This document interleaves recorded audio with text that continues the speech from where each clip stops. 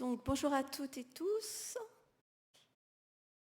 Je suppose que c'est OK pour commencer? Ouais, OK, parfait. Eh ben, merci d'être là. Merci aux personnes aussi qui peut-être assistent en distanciel à cette présentation. Donc effectivement, Julie a fait une présentation qui faisait un petit peu le lien sur certains aspects, donc on aura l'occasion d'y revenir.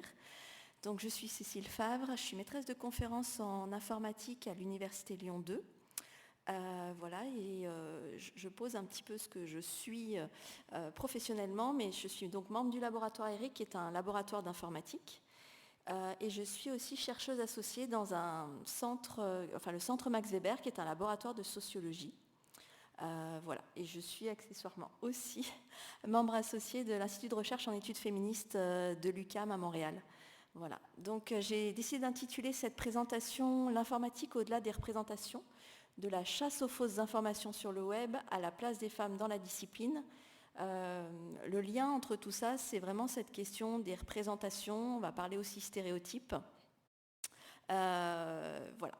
Alors, j'ai voulu commencer cette présentation par une petite citation de Vera Rubin, dont il y a d'ailleurs un portrait, je vous invite bien à aller voir les portraits de femmes scientifiques qu'il y a au sous-sol, qui disait nous avons tous besoin d'une permission pour faire de la science, mais pour des raisons profondément ancrées dans notre histoire, cette permission est bien plus souvent donnée aux hommes qu'aux femmes.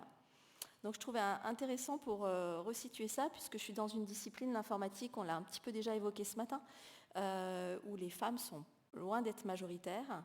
Et donc c'est intéressant de pouvoir peut-être au travers de cette présentation, où je vais vous parler aussi de mon parcours, peut-être si ça peut servir à donner l'autorisation à certaines qui se poseraient des questions, eh bien ce sera peut-être une petite contribution.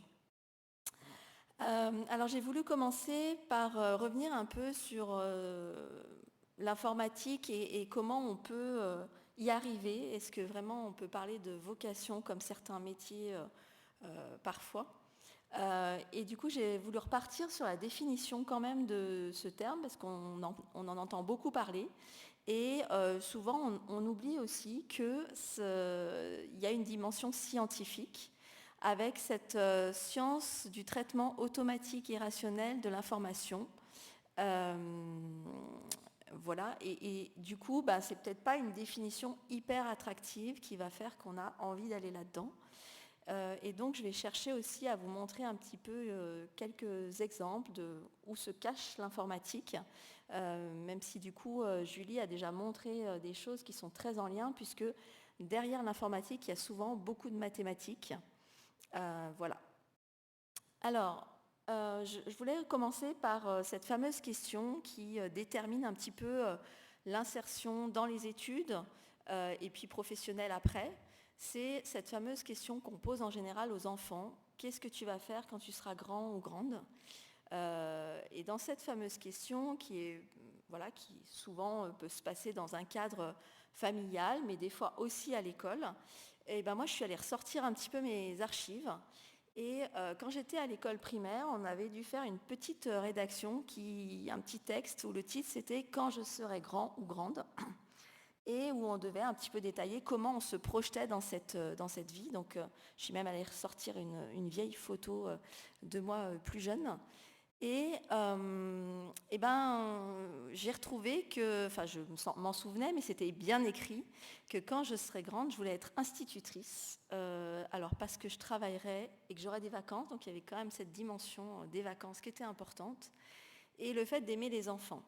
Et donc pour moi, quand je regarde cette rédaction de l'époque, alors je vous passe les détails parce qu'il y avait des choses qui étaient très alimentées par, je pense, les jeux de l'époque. Il y avait une question de voiture rose fluo décapotable, du nombre d'enfants que j'aurais, enfin très dans une projection très maternelle, on va dire. Je le regarde à la lumière de mon parcours aujourd'hui et notamment de petit à petit d'être venue aux questions de genre et d'égalité. Et donc avec la petite fille que je regarde de l'époque, très socialisée, d'une façon très genrée, avec pas vraiment de projection, on va dire, effectivement, sur la science. Alors, je reviens un petit peu, je me suis un peu reconnue dans ce que Julie disait, une élève plutôt, quand j'étais plus jeune, une élève un peu plutôt studieuse, on va dire, que j'aimais bien l'école. Sans doute parce que j'ai eu des instituteurs et des institutrices qui m'ont vraiment marquée, qui étaient vraiment passionnantes, et du coup, qui m'ont donné le goût d'apprendre. Que globalement, j'aimais bien aussi toutes les matières, que ce soit, enfin voilà, toutes les matières. Ça dépendait des années. Il y a des fois des années que je préférais certaines matières plutôt que d'autres. Ça dépendait beaucoup des profs aussi. Donc je pense que le rôle des enseignantes et enseignants n'est pas à négliger dans cette affaire-là d'orientation. Et que je travaillais plutôt bien, mais j'étais pas tout le temps sur mes devoirs et j'avais beaucoup de loisirs qui n'avaient rien à voir avec l'informatique. J'aimais beaucoup la musique, un petit peu de sport, des loisirs créatifs. J'étais pas du tout une fan inconditionnelle de l'ordinateur, loin de là. Et alors pas une fan des jeux vidéo, même si moi je suis née en 80, donc il y avait quand même matière à jouer, mais c'était pas du tout mon truc. Et donc finalement, j'ai fait mes pas dans l'université sans trop savoir où j'allais. Comme j'étais bonne à l'école, j'ai fait un bac scientifique. Il y avait cette idée d'institutrice au départ, puis petit à petit, quand j'ai avancé, il y avait un peu l'idée d'être enseignante en maths, mais j'avais pas vraiment des horizons très, très larges. Et après mon bac, du coup, je suis allée je voulais pas faire de prépa parce que j'aimais trop les activités extrascolaires que j'avais et je me voyais pas du tout dans cette représentation de tout couper pendant plusieurs années.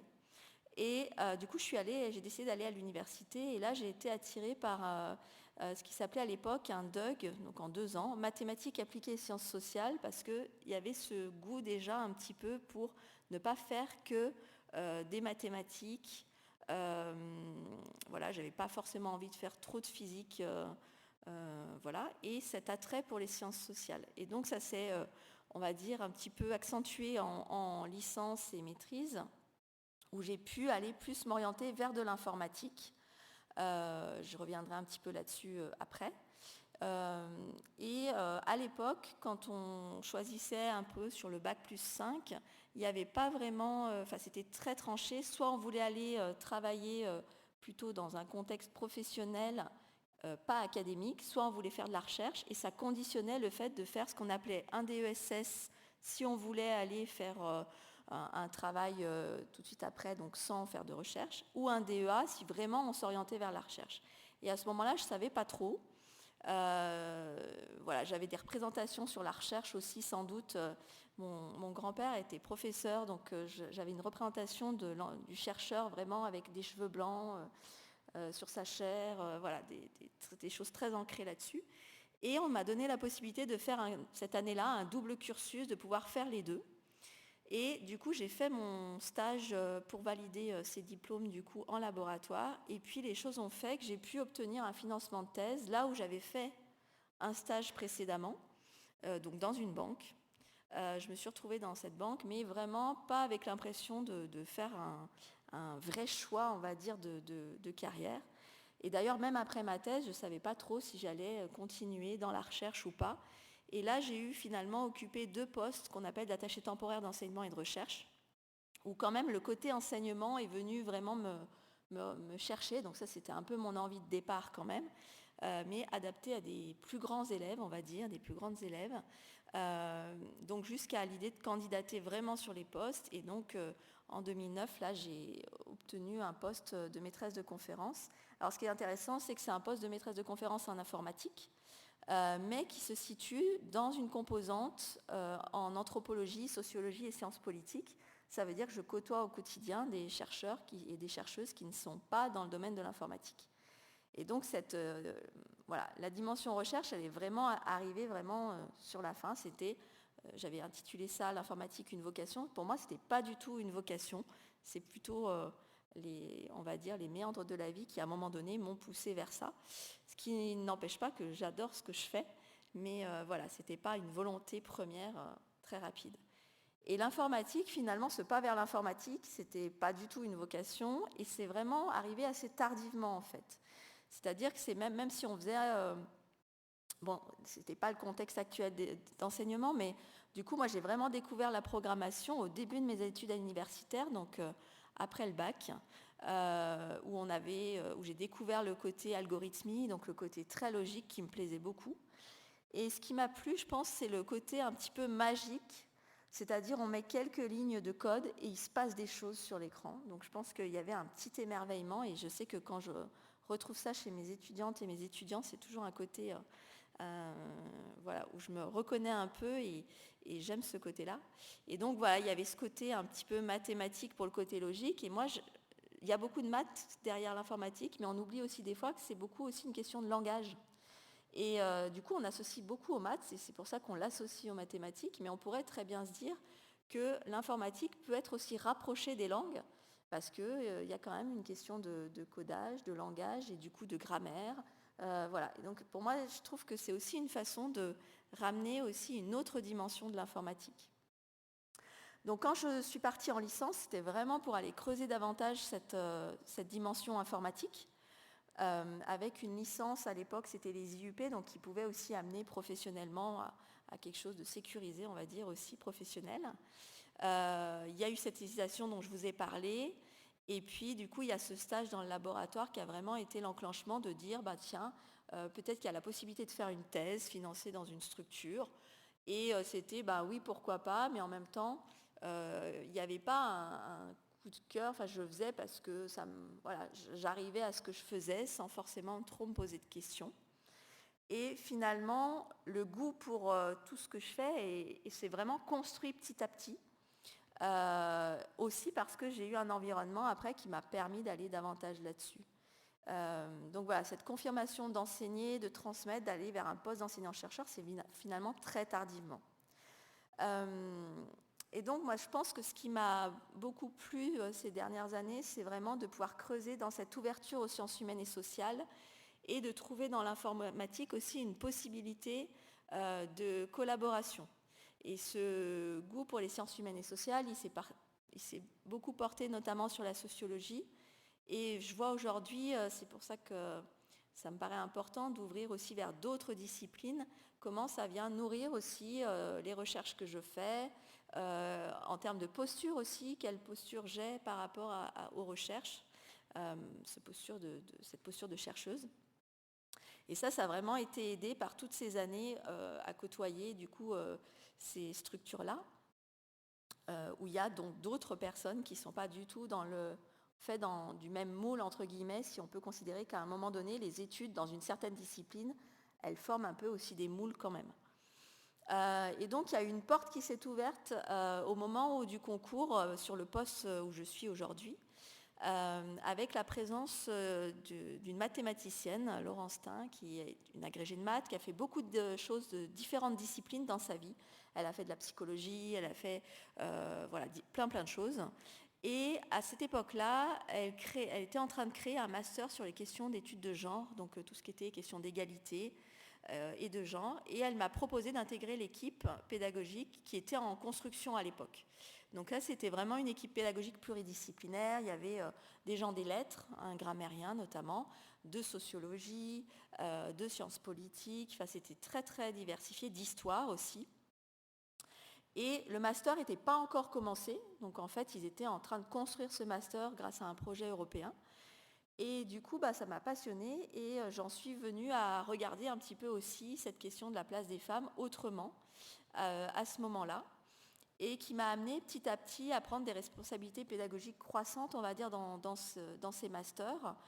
L'opportunité donc de participer à des projets européens sur ces questions-là, donc d'avoir vraiment une vision aussi internationale, à la fois européenne et internationale, de ces questions-là, donc de pouvoir côtoyer, notamment au travers du réseau du Master Égal dont je m'occupe aujourd'hui, où il y a à la fois l'Europe de l'Est, Bucarest, ce pays nous a été mentionné ce matin dans la plénière, l'Europe du Sud, Barcelone, Padoue en Italie, Bruxelles, la Suisse, Genève, Lausanne. On a développé aussi avec Montréal, où il y a beaucoup de choses à apprendre aussi, l'Europe du Nord, puis un partenaire français aussi, Toulouse. Et donc ce réseau-là, ça a vraiment permis aussi une ouverture culturelle que je ne m'imaginais pas du tout faire en prenant ce poste, on va dire, d'informaticienne dans une université, voilà. Et cette ouverture sur les sciences humaines et sociales, Du coup, à un moment donné, c'est un vrai choix aussi par rapport à la communauté d'aller vers ces disciplines-là. C'est quelque chose qui s'intègre aussi sur un temps plus long, d'appréhender comment on fonctionne dans les autres disciplines. Et pour moi, ça a été très enrichissant aussi de pouvoir m'impliquer dans des enseignements, dans des filières typiquement MIACH, mathématiques et informatique, appliquées aux sciences humaines et sociales, où les étudiantes et les étudiants suivent vraiment des parcours en sociaux, en histoire, dans d'autres disciplines, et viennent compléter par des enseignements en informatique, donc où je fais beaucoup de cours dans ces filières-là, et puis dans un master aussi qu'on a à Lyon, le master humanité numérique, où là c'est des personnes qui suivent un cursus disciplinaire et qui en master viennent resuivre aussi des enseignements dans les questions d'informatique et de numérique. Et donc pour moi, ce qui est important, c'est comment, ma perception en tout cas, c'est qu'on peut être passionné de ce qu'on fait purement en informatique et être à fond dans ça, mais aussi on peut avoir une carrière où on va faire des choix qui nous orientent aussi en articulation avec d'autres disciplines. Et notamment pour moi, c'était les sciences humaines et sociales, mais on pourrait imaginer d'autres exemples avec, par exemple, la santé, la biologie, etc. Voilà, et donc cette ouverture, elle était vraiment importante. Elle était vraiment importante parce que pour moi, c'est ce qui m'a permis aussi de revenir sur cette question de place des femmes dans l'informatique. C'est pas quelque chose qui m'avait beaucoup marqué parce que comme je suis passée par des diplômes qui étaient quand même dans une université de sciences humaines et sociales, cette sous-représentation des femmes, c'est pas tout de suite que je l'ai ressenti pendant les études. Finalement, ça m'a plus rattrapée après, à d'autres moments. Et donc, pour moi, c'était intéressant de revenir sur ces représentations qui, quand même, sont des choses qu'on travaille beaucoup en sociologie. Comment, socialement, les choses, elles se construisent. Et notamment la question de ce choix, à un moment donné, d'aller vers des disciplines. On pourrait avoir l'impression que c'est une liberté individuelle et qu'on laisse choisir les gens, et c'est très bien de les laisser choisir, mais d'avoir une conscience sur qu'est-ce qui est construit socialement dans l'environnement, c'est quelque chose qui me paraît vraiment très important. Et donc là, pour illustrer ça, j'ai vraiment repris cette question des femmes dans l'histoire de l'informatique, et notamment avec cette affiche d'une fête des sciences qui était en 2017 dans la région Rhône-Alpes, où il y avait donc cet intitulé « L'informatique, un truc de mec », point d'interrogation. Et on voit donc sur cette affiche, il y avait deux aspects, donc deux femmes qui sont, on va dire, des figures un petit peu de l'histoire de l'informatique. Je vais y revenir tout à l'heure, donc Ada Lovelace et Grace Hopper. Et puis ces figures masculines qui étaient donc la figure du geek et la figure du nerd. Donc là, je vous ai mis les extraits un petit peu Wikipédia, mais c'est vrai que tout à l'heure, ça a été évoqué dans la table ronde, cette figure du geek, en fait, elle est apparue, elle n'a pas toujours fait partie de l'imaginaire qu'on pouvait associer à l'informatique. Elle apparaît par rapport à des représentations aussi qu'on peut avoir. Alors, il y a eu des évolutions dans ces figures-là. À un moment donné, c'était vraiment cette dimension asociale, à fond dans l'informatique et rien d'autre. Le côté pas du tout intégré socialement. Et puis il y a eu après des personnes qui se revendiquent, donc on trouve un petit peu différentes postures par rapport à tout ça, mais ce qui est sûr, c'est que quand on associe l'informatique à ces figures-là, ça peut exclure déjà des garçons qui ne se reconnaissent pas là-dedans, hein, c'est ce qui a été montré des fois dans certaines filières qui ont du mal à recruter, même chez les garçons, parce que ça peut être aussi des figures qui sont repoussantes si on s'y réfère pas, si on ne se sent pas que c'est un modèle pour nous. Et bien sûr, beaucoup d'éloignement par rapport à ces figures-là des filles. Et ce qui est intéressant, c'est de recontextualiser tout ça, d'où l'importance d'écouter plusieurs disciplines, parce que si on fait référence à l'histoire de l'informatique, eh bien on y trouve des femmes qui ne se posaient pas ces questions-là de côté discipline masculine ou non. Et par rapport à ça, donc je reviens sur les deux figures ici qui étaient mises en avant en lumière. Il faut savoir que ces figures-là, elles sont réapparues finalement quand on s'est posé la question de ce côté masculin de cette discipline, parce que souvent les femmes ont souvent été invisibilisées. Donc c'est pas qu'elles n'étaient pas présentes dans l'histoire de l'informatique, mais il y a eu beaucoup d'invisibilisation, donc j'y reviendrai. Mais voilà, vous avez donc Ada Lovelace, qui est considérée comme effectivement, on en a parlé aussi un petit peu ce matin, la première véritable programmeuse en informatique, qui a porté aussi une vision qui était très visionnaire, même si elle n'a pas été reconnue de son vivant pour ça, mais qui à l'époque, par rapport au travail qu'elle a pu faire avec Charles Babbage, avec cette idée de calculateur, qui était orientée vraiment sur la question du calcul numérique, c'est la première à avoir porté cette vision, on va dire, de pouvoir traiter autre chose que des nombres, et notamment de traiter des symboles. Donc c'était vraiment une précurseuse, si on peut dire, en la matière. Et du coup, cette prédiction-là, elle s'est vraiment réalisée avec le calcul universel d'Alan Turing, donc qui, lui, est des fois plus reconnu. Mais voilà, c'était un petit peu l'instanciation de cette prédiction-là, de cette vision-là qu'elle portait. Et donc, c'est ce qui fait qu'elle est qualifiée aujourd'hui comme véritable pionnière en sciences et en informatique, avec notamment un langage de programmation qui porte son nom, qui n'a pas été développé par elle, mais qui fait plutôt honneur à son travail. Donc là, pareil, pour les détails, vous avez aussi un portrait qui se situe au rez-de-chaussée. Et donc après, la deuxième figure, Grace Hopper, qui arrive, elle, qui était plutôt dans le milieu militaire, et qui a vraiment été la conceptrice du premier compilateur. Donc ça date de 1951. Donc Ada Lovelace, je ne l'ai pas dit, mais c'est 19e siècle. Hein, elle est décédée en 1852. Et Grace Hopper, elle, est plutôt sur le 20e. Donc elle est née au début du 20e.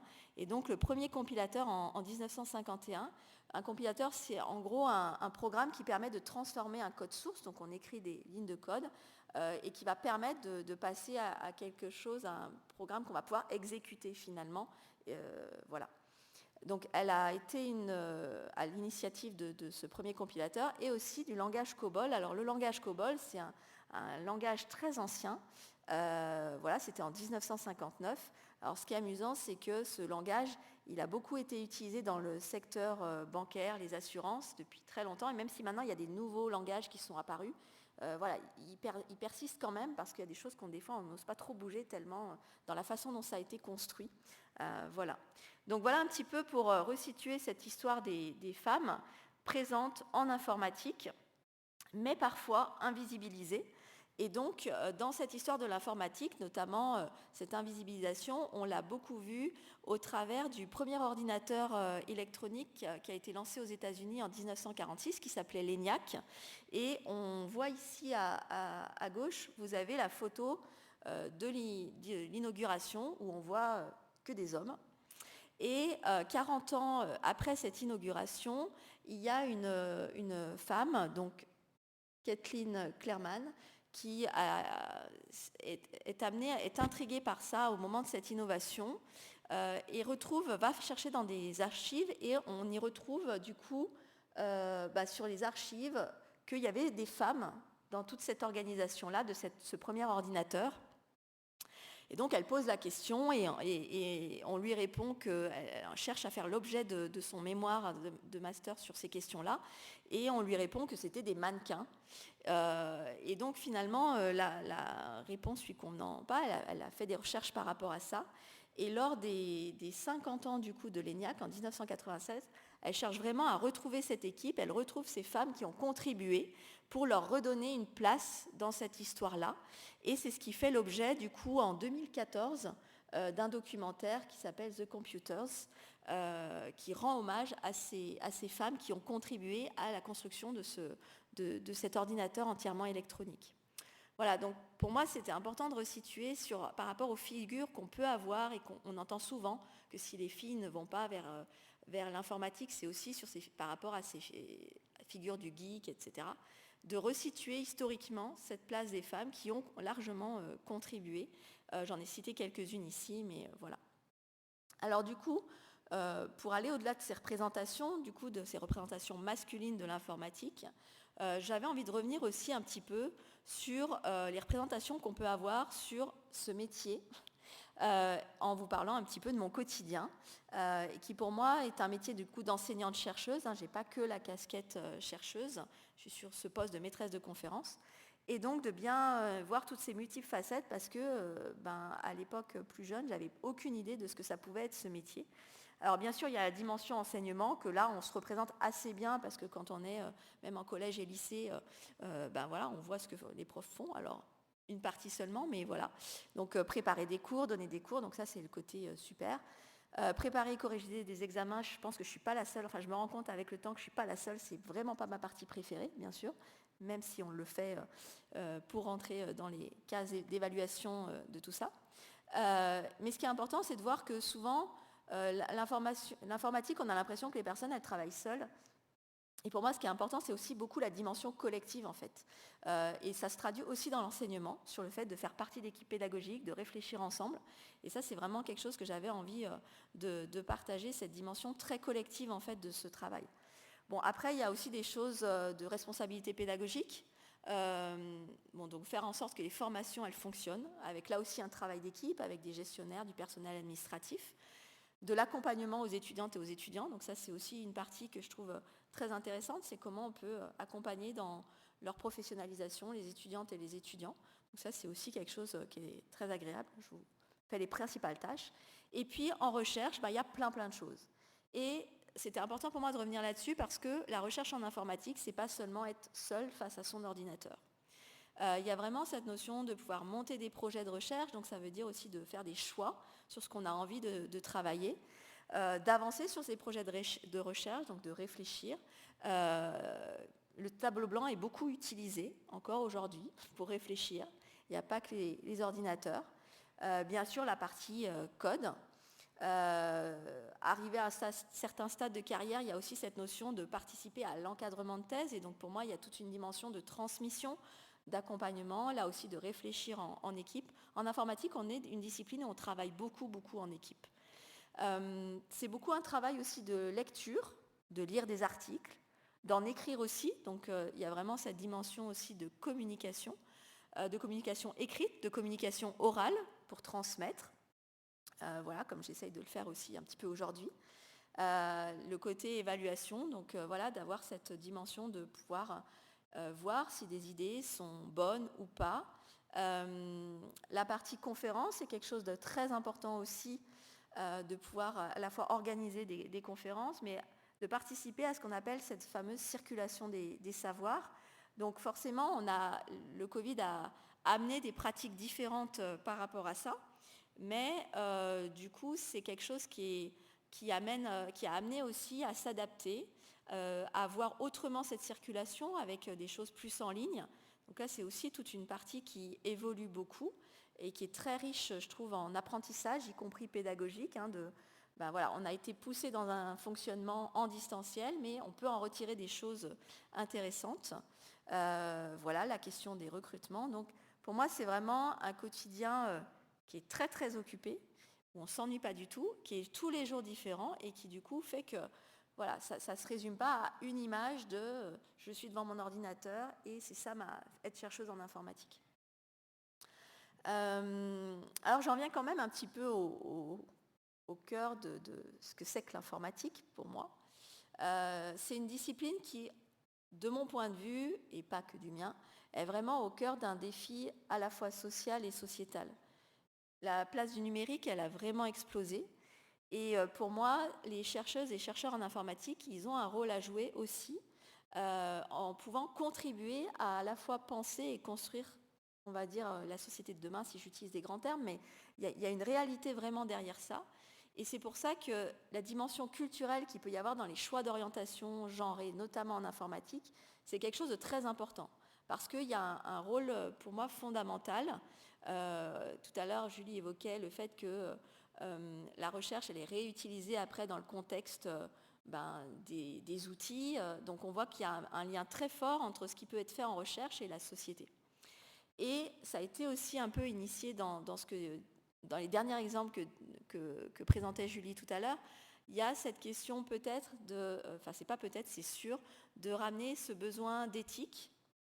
Parce qu'aujourd'hui, on peut faire plein de choses très intéressantes qui peuvent être utiles par exemple pour le cinéma, comme ça a été montré là sur les images, mais qui en même temps amènent des éléments qui peuvent être aussi discutés d'un point de vue de comment ça peut être utilisé. Et pour moi, du coup, il y a certains écueils à éviter, et notamment en termes de genre, et que la question du coup de la diversité en informatique, il y a un enjeu qui est fort par rapport à ça. Parce que, effectivement, l'informatique peut donner lieu parfois, alors j'ai parlé de bugs ici, donc pas forcément des bugs dans le code, mais des bugs au-delà des lignes de code.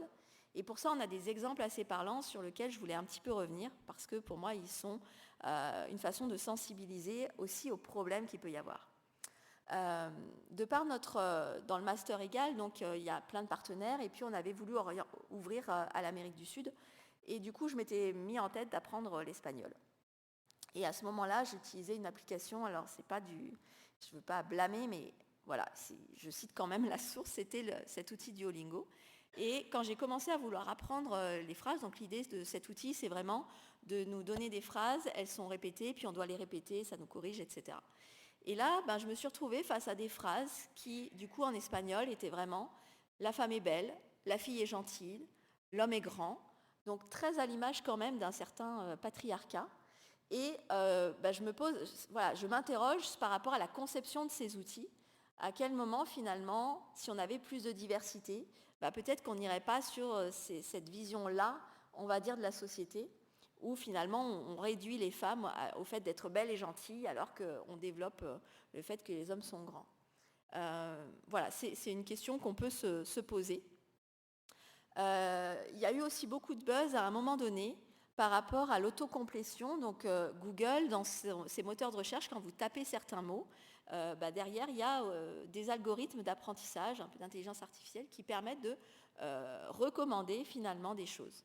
Et donc, en 2013, l'ONU Femmes, qui émane de l'organisation, enfin de l'ONU, a mis en place une série de publicités pour révéler comment aussi le sexisme il se répandait dans les outils, en fait. Donc, ce n'est pas forcément que les personnes, je ne suis pas en train de dire que les personnes qui ont développé ces outils sont sexistes, mais la façon de fonctionner des algorithmes, ça peut reproduire du sexisme.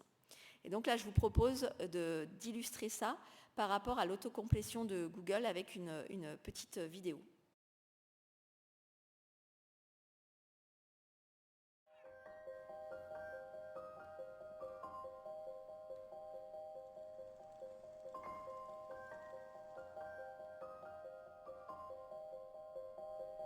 Amelia Earhart and her epic solo flight from America to Ireland.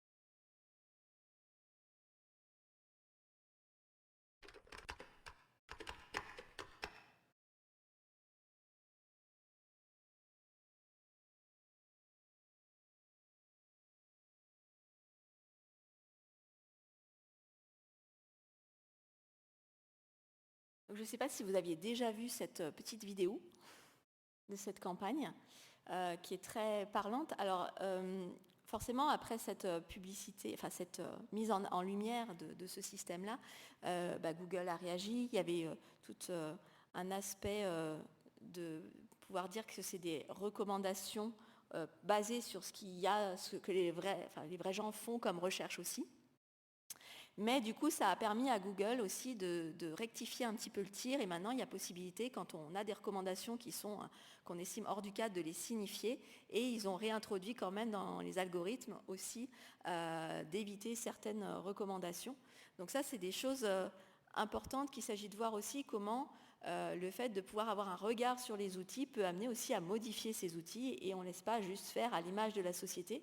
Parce que si on veut changer certaines choses pour avoir une société plus juste, il s'agit peut-être aussi de pouvoir l'intégrer dans la manière dont on fait l'informatique.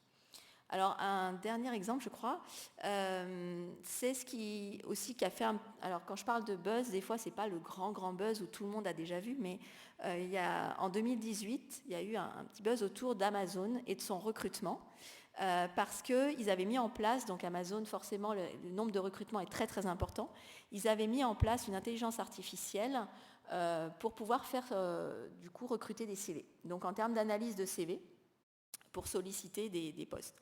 Et donc il y a eu dans un certain nombre d'articles une mise en avant parce qu'il s'est avéré qu'ils se sont rendus compte que ça discriminait les femmes à l'embauche, avec du coup des titres comme voilà, Amazon, l'intelligence artificielle qui n'aimait pas les femmes, Amazon, alors j'arrive plus à lire, a dû désactiver une IA qui discriminait les candidatures de femmes à l'embauche, le robot recruteur d'Amazon était sexiste, Amazon, les femmes victimes de son logiciel de recrutement, etc. Donc là, du coup, ils ont supprimé cet usage-là de cet algorithme. Et ce qui s'est passé, en fait, c'est que cette IA qui était mise en place, elle n'a pas été programmée pour mettre de côté les CV des femmes. Il se trouve que quand on est sur ce type d'algorithme, l'idée, c'est qu'on a on va dire, cet algorithme, il va prendre des données d'apprentissage. Donc, on va lui transmettre des CV et on va lui dire, bah, ça, c'est un bon CV, ça, c'est un CV qu'on n'a pas pris, etc. Donc, on lui donne des données dans certains types d'algorithmes qui sont étiquetés. Et finalement, ce qui s'est passé, c'est que là, ces CV qu'on a donnés comme exemple d'apprentissage étaient surtout des CV qui étaient sur une période où il y avait eu des recrutements essentiellement masculins pendant une certaine période. Et donc, du coup, le fait de donner des données d'apprentissage où tous les CV étaient beaucoup des CV d'hommes, bah, quand un CV de femme arrivait, l'algorithme en déduisait qu'il ne ressemblait pas aux autres qui avaient été acceptés et donc, du coup, il le mettait de côté. Et donc, ça peut produire cette discrimination vis-à-vis des femmes, alors que c'était pas dans les lignes de code, il n'y avait pas réellement, bah, si c'est un CV de femme, on le met dehors, en fait. Enfin, on ne le prend pas. C'est vraiment cette question donc, du mécanisme. Le mécanisme se base sur des données d'apprentissage et les biais qu'il peut y avoir dans ces données d'apprentissage peuvent amener à ce genre de situation. Donc, c'était un petit peu pour vous montrer ces exemples-là du rôle qu'il y a aussi d'avoir un peu de recul, sans doute de former mieux les informaticiens et informaticiennes aux questions de genre et de biais. Donc il y a maintenant tout plein de travaux qui se font pour aller vers des algorithmes qui prennent en compte ces discriminations pour enlever ces biais-là. Mais du coup, ça pose la question de la place des femmes. Alors un dernier exemple, j'avais oublié qu'il y avait celui-là, c'est effectivement les assistants vocaux qui ont fait aussi un petit peu le buzz par rapport au sexisme. Donc l'idée, c'est tout ce qui est agent conversationnel. Donc dans le contexte de l'intelligence artificielle, il y a eu un test. L'idée, c'était vraiment de savoir, donc ce test de Turing, c'est la proposition d'un test qui est fondé sur la faculté d'une machine à imiter la conversation humaine. C'est-à-dire que là, vous avez un ordinateur d'un côté, une personne humaine de l'autre, et là, une personne qui, en fonction de comment il va converser, ou la personne va converser, bah, est-ce qu'elle peut se rendre compte que c'est un ordinateur ou pas? Donc là, c'est vraiment l'enjeu de dire, bah, s'il ne se rend pas compte, finalement, le résultat qu'on a atteint avec cette intelligence artificielle est excellent. Et par rapport à ça, donc il y a vraiment cette notion qu'on voit maintenant très très présente des agents conversationnels.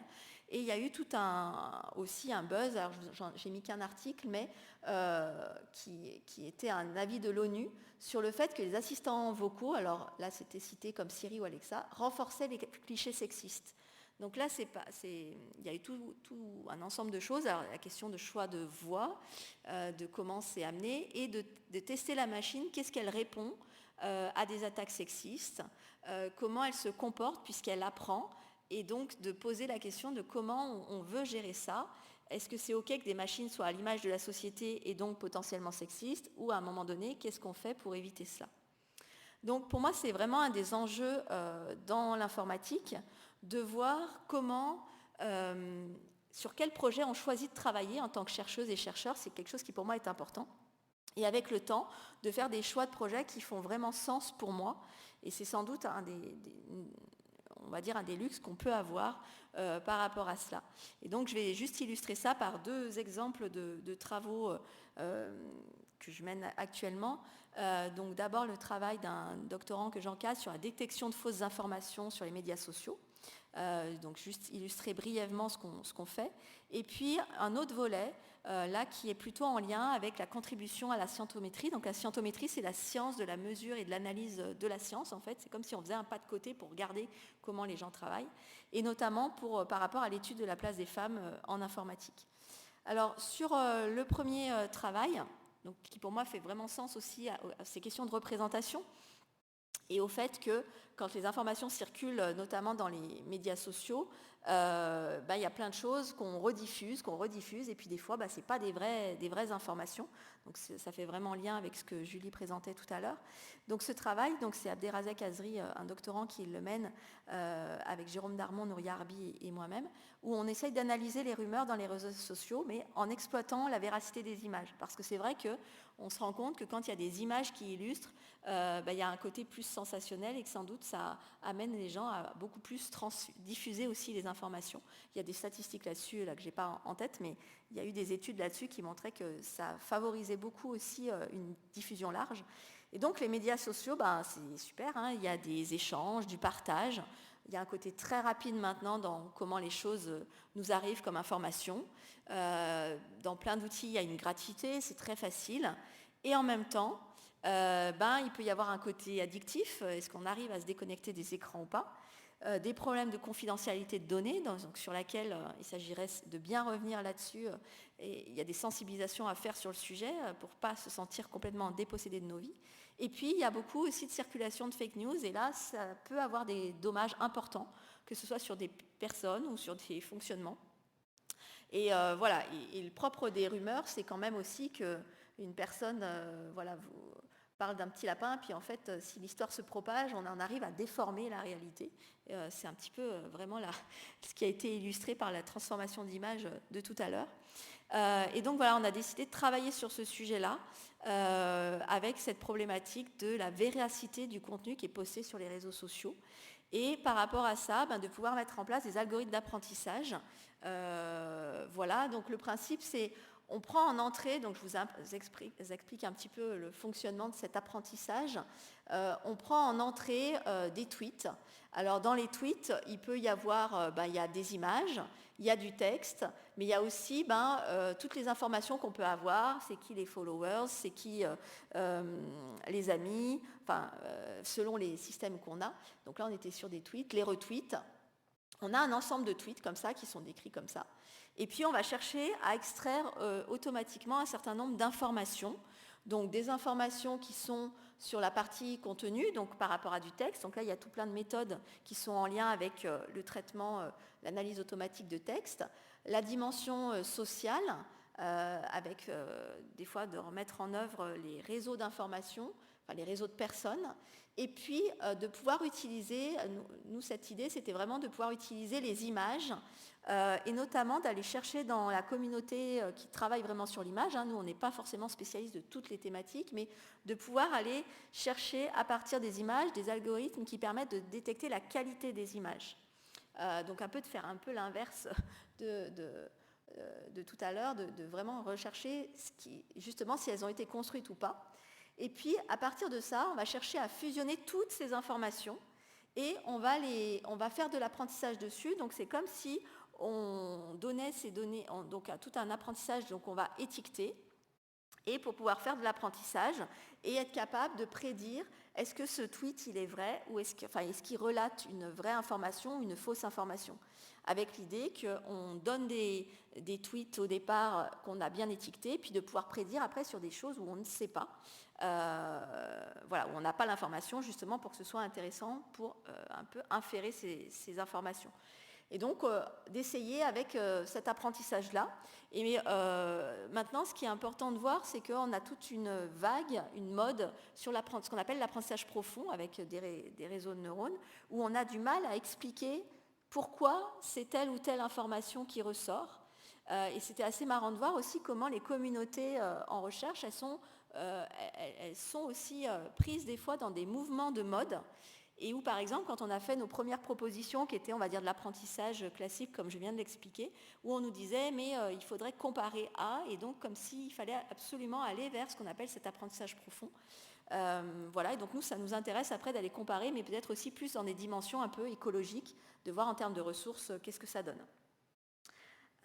Alors, j'enchaîne sur la deuxième chose, parce que le temps passe. Donc, je voulais revenir aussi sur quelque chose qui me tient à cœur aussi, c'est la question de la scientométrie. Et donc, en 2020, la conférence, donc c'est une conférence qui s'appelle EGC, qui est une conférence francophone en extraction et gestion des connaissances. Pour sa 20e édition, elle a décidé d'organiser un défi. Donc, elle a mis à disposition toutes ces données pour que ça puisse être analysé par des équipes de recherche. Et l'idée, donc, c'était des données jusqu'à 2019, puisque la conférence avait lieu en janvier 2020. Et le défi, c'était 20 ans d'histoire pour quel avenir, en laissant finalement très libre les personnes de travailler ces questions-là comme elles le souhaitaient. Donc il y a eu beaucoup de travaux qui ont été faits en lien avec l'analyse de thématiques, donc de découvrir automatiquement l'historique en fait de cette conférence, comment elle a évolué dans ces thématiques. Et on va dire, forte de mon expérience en sciences humaines et sociales et d'avoir un regard aussi autre que seulement sur l'algorithmie et les capacités qu'on a aujourd'hui, du coup on a fait la proposition d'un travail avec mon compagnon donc, qui s'appelait « Regard d'actualité au prisme des enjeux sociétaux sur les données historisées d'EGC ». J'aurais jamais eu l'idée de faire ces propositions-là si j'avais pas un peu de recul qui est nourri vraiment par les sciences humaines et sociales. Et du coup, ça a beaucoup plu, puisque on a remporté le prix du défi. Et ce qui était intéressant dans cette proposition, c'est son originalité, en fait. C'était pas très compliqué, on n'a pas fait des choses complexes, mais c'est vraiment un regard intéressant où on a traité à la fois la question de l'articulation des temps de vie, en regardant notamment les heures auxquelles les mails étaient envoyés par l'association et par les gens sur la mailing list de l'association. La question de l'égalité femmes-hommes, en regardant un petit peu la place des femmes dans cette conférence. Et puis on a aussi traité une grosse partie sur l'écologie, avec l'empreinte carbone des déplacements à la conférence, partant du principe que cette conférence, elle était chaque année dans des espaces différents. Donc là, je vais juste présenter quelques résultats plus sur la place des femmes. Donc voilà, on a pu confirmer qu'effectivement, dans cette conférence, on était dans les statistiques un peu moyennes de la place des femmes, avec 27% de femmes qui participaient, qui étaient auteurs ou autrices. On a vu que dans les membres du comité de programme, il y avait vraiment une place plus importante. On était plutôt à 34% ces dernières années, donc un peu plus surreprésenté dans la partie évaluation. On a vu après surtout que c'était les conférences invitées qui sont un moment où les gens sont mis en lumière par rapport à leurs travaux. Et là, on a pu quand même détecter qu'il y avait en tendance, les femmes étaient représentées de façon proportionnelle par rapport à leur place, mais par contre, il y avait eu 4 éditions où il n'y avait aucune femme qui avait présenté son travail, alors que ces conférences invitées, en gros, il y en a 5, à peu près 5 par session. Et je ne sais pas si ce travail en 2020 a apporté des fruits, mais peut-être que, parce qu'il s'est avéré que ce nombre-là a augmenté. En 2021, il y avait 2 femmes et 3 hommes. Et cette année, en janvier dernier, ils ont décidé de faire une session où il y avait du coup 5 femmes. Il y avait même le menu sur le site web, pas conférenciers invités, mais conférencières invitées. Et voilà, j'ose espérer que, en tout cas, ce travail qui avait été présenté en 2020, peut-être que c'était une petite façon de porter ses fruits concrètement, en fait, pour amener une vigilance. Et le fait d'avoir fait un travail là-dessus, de sensibiliser les personnes de la communauté. On avait aussi travaillé sur la place des femmes dans différents lieux, parce que dans les organisations de conférences, il y a des présidences. Donc le comité d'organisation, où là c'est plus de la logistique, le comité de programme, où là c'est plus scientifique, et puis la présidence d'honneur, où là c'est plus, on va dire, à titre honorifique. Et là aussi, pareil, j'ai été agréablement surprise de voir que cette année, ils avaient vraiment fait pour 2022 d'aller chercher une présidente d'honneur et une présidente de comité de programme. Alors il y en avait eu par le passé, mais ces dernières années, on peut voir que c'était orienté autrement. Et donc ça m'a confortée dans l'idée que d'amener des fois des visions qui arrivent d'autres disciplines. Alors des fois, quand on se balade comme ça dans les disciplines, on n'a pas le temps d'être au même niveau, on va dire, dans le cœur de la discipline, mais ça amène un autre regard. Et c'est ça que je trouve intéressant. Donc je vais conclure cette présentation en espérant avoir réussi à déconstruire un certain nombre de représentations qu'il pouvait y avoir en vous transmettant ma perception de ce métier que je trouve passionnant.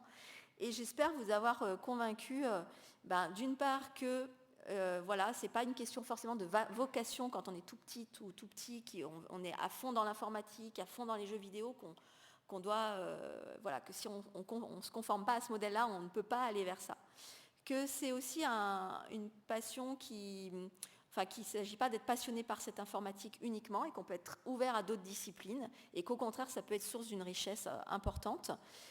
Qu'on n'est pas tout le temps sur notre écran en permanence, que ce n'est pas un travail du tout en solitaire et avec une dimension asociale, et qu'on n'est pas obligé de travailler tout le temps sur le même sujet. Pour moi, c'est important dans la recherche, des fois, il y a besoin de personnes qui soient très pointues d'un domaine, mais je porte l'idée qu'on a besoin aussi de scientifiques qui vont naviguer dans différentes disciplines et qui font aussi des passages entre disciplines à une époque où la science est très cloisonnée maintenant, alors que si vous regardez les portraits de certaines femmes scientifiques dans le passé, elles étaient à la fois ouvertes à la philosophie, aux mathématiques, voilà, il y avait beaucoup de mélanges et donc c'était important pour moi d'évoquer cette thématique-là.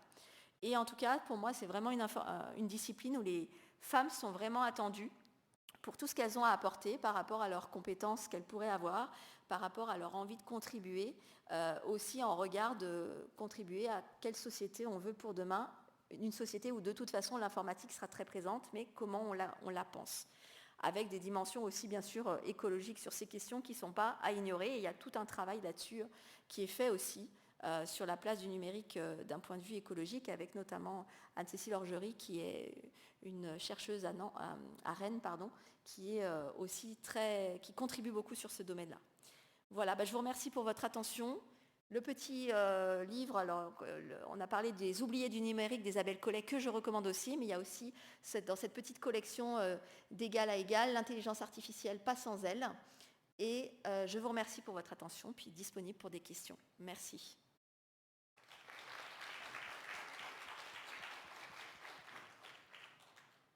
Est-ce qu'il y a des questions? Ou des commentaires.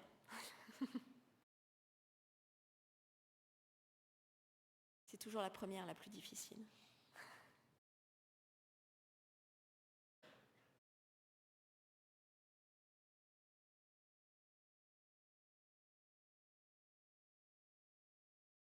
Est-ce que ça donnait envie à certaines de creuser un peu ces questions-là ?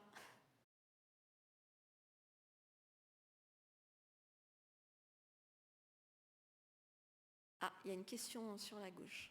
Merci. Oui, bonjour. Merci pour l'exposé déjà. J'aurais une question donc sur les algorithmes d'apprentissage avec le fait que ça reproduisait des biais de notre société. Est-ce qu'au contraire, on pourrait essayer de biaiser ces algorithmes pour équilibrer dans l'autre sens ? Alors, ça dépend comment ces biais, si les biais sont issus des données d'apprentissage. La question majeure, c'est d'avoir une vigilance sur les données d'apprentissage qu'on va fournir au modèle, en fait. Et c'est ce qui fait que tout à l'heure, je parlais on va dire, on peut parler de mixité, la question de genre, mais aussi de diversité, parce que c'est exactement le problème qu'il y a eu sur des algorithmes de reconnaissance faciale, avec la question des personnes racisées, soit les personnes noires ou asiatiques, où il y avait eu des gros soucis par rapport au fait qu'il y avait des résultats qui étaient complètement erronés par rapport à ces données d'apprentissage de départ. Et c'est ce qui fait que le fait que des informaticiens soient majoritairement blancs, hommes, posent voilà, parce qu'on peut imaginer que si vous avez une équipe plus diverse, quand on pense aux données, on va peut-être dire, mais de ne pas se reconnaître dans ces données d'apprentissage, ça peut limiter ça. Donc ça, c'est une première chose. Après, il y a la question, ça dépend sur quel type de modèle on est, mais sur d'autres modèles, il y a vraiment un travail qui est fait maintenant sur des algorithmes où on va vraiment faire un focus là-dessus. Donc, dans la plénière ce matin, Antoine Petit évoquait le fait que des personnes dans les membres du jury servent vraiment soient chargées de cette question de parité. Donc pour moi, quand on commence à travailler avec cette perspective-là, de dire on met une vigilance, une attention là-dessus, ça va permettre de garantir aussi de contrôler un certain nombre de choses. Après, tout dépend, parce que quand vous avez quelque chose qui se base, qui a été construit par exemple dans un laboratoire, et qui par exemple, comme là, la question de l'autocomplétion de Google, s'alimente au fur et à mesure de données qui sont... Parce que l'idée, il y a quelque chose d'incrémental, c'est-à-dire que ce n'est pas terminé une fois qu'on a fait un premier apprentissage, il y a une question d'évolution des données. Et là, c'est vraiment comment, dans l'outil, ils ont pris en compte le fait qu'il y a des choses qu'on bloque pour dire que ce n'est pas possible de faire comme ça. On ne tolère pas, soit par un système de, on va dire, entre guillemets, dénonciation, hein, de dire, non, cette recommandation-là, elle ne répond pas aux valeurs, etc. Et donc là, c'est comment on intervient a posteriori pour, au-delà des recommandations, mettre comme des freins sur ce qui peut être proposé ou pas. Je ne sais pas si ça répond à votre question. Mais c'est vrai que cette question-là, notamment, même sur la reconnaissance faciale, sur la diversité, elle est vraiment, vraiment importante. Et c'est ce qui se passe aussi, il y a eu un peu le buzz, et il y a un point de vigilance là-dessus, sur ce qui se passe en termes de justice sociale aussi. Quand vous confiez le fait, donc là c'était plutôt au niveau des États-Unis, quand vous confiez à des algorithmes, je ne sais plus quel était le nom de la série là, de détecter quelle personne est susceptible de, comme c'est appris d'un certain nombre, selon les données que vous mettez, du coup forcément, selon les caractéristiques que vous avez, ça peut déterminer socialement, d'un point de vue voilà, du visage ou je ne sais quoi, des choses qui ne sont pas anodines après. Voilà. Et c'est important de comprendre que dans l'intelligence artificielle, en plus, il y a toute une partie de programmes maintenant qui sont basés notamment sur les réseaux de neurones profonds, où on cherche aujourd'hui en recherche à expliquer davantage les modèles. C'est-à-dire qu'on a une espèce quand même de boîte noire où on ne sait pas ce qui amène à la décision que, est-ce que c'est plus, par exemple là, sur les tweets, est-ce que c'est plus le texte, est-ce que c'est plus ça qui fait que c'est une mauvaise nouvelle, enfin une fausse nouvelle ou pas une fausse nouvelle. Et donc c'est pas anodin cette question aussi d'explicabilité pour ne pas être dessaisi finalement à un moment donné de, effectivement la machine sait, mais et l'humain ne sait pas pourquoi ça donne ce résultat-là.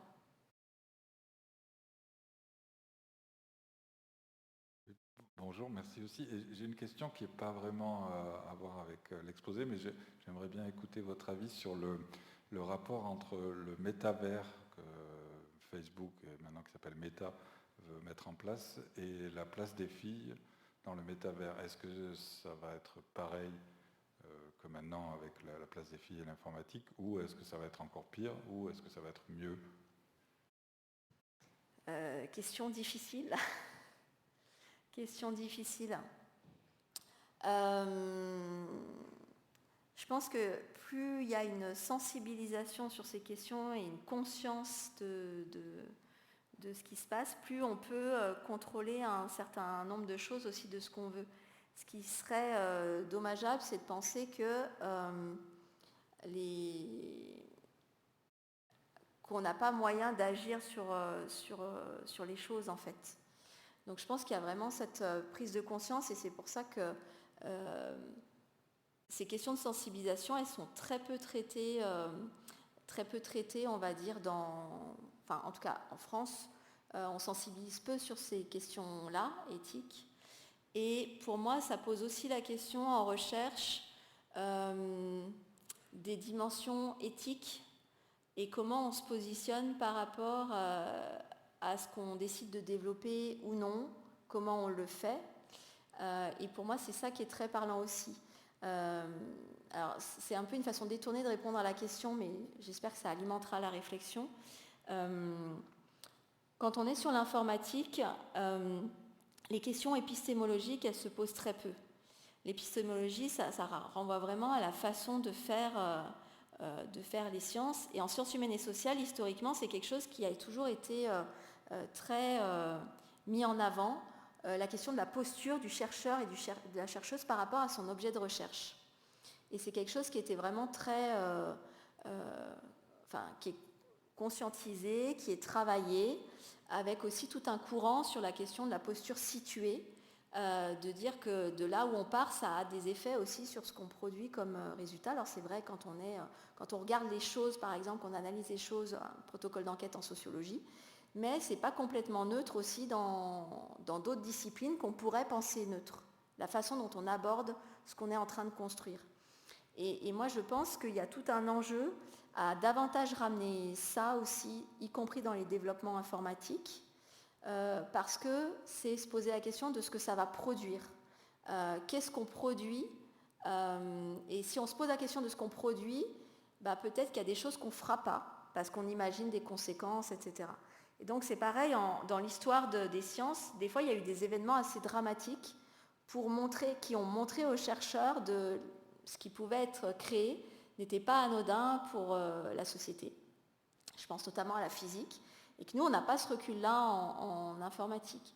Donc je pense que se poser la question, c'est une première étape, mais il s'agit de se la poser après en faisant un vrai travail d'exploration de qu'est-ce que ça peut produire, qu'est-ce que ça peut générer, pour aussi voir ce qu'il en est. Alors après, c'est autre chose quand on participe à la construction de quelque chose que quand on est juste dans la société et qu'on regarde ce qui se passe et qu'on constate ce que ça fait. Mais je pense que du coup, il y a un enjeu par rapport à ça. Et on voit très bien, par exemple, sur les questions écologiques, aujourd'hui, il y a beaucoup d'étudiants, d'étudiantes, nouvelle génération, très sensibles sur les questions du climat, qui refusent d'aller dans certaines entreprises par opposition à des valeurs. Et je pense qu'il y a un enjeu aussi fort par rapport à ça. C'est une façon un peu détournée de répondre à la question, mais qui peut alimenter quand même, je pense, la réflexion. Merci beaucoup. On est pris par le temps, donc on va devoir arrêter les questions là. Donc merci à tous d'être venus à la conférence et la prochaine sera sur la biochimie dans quelques minutes. Merci à vous.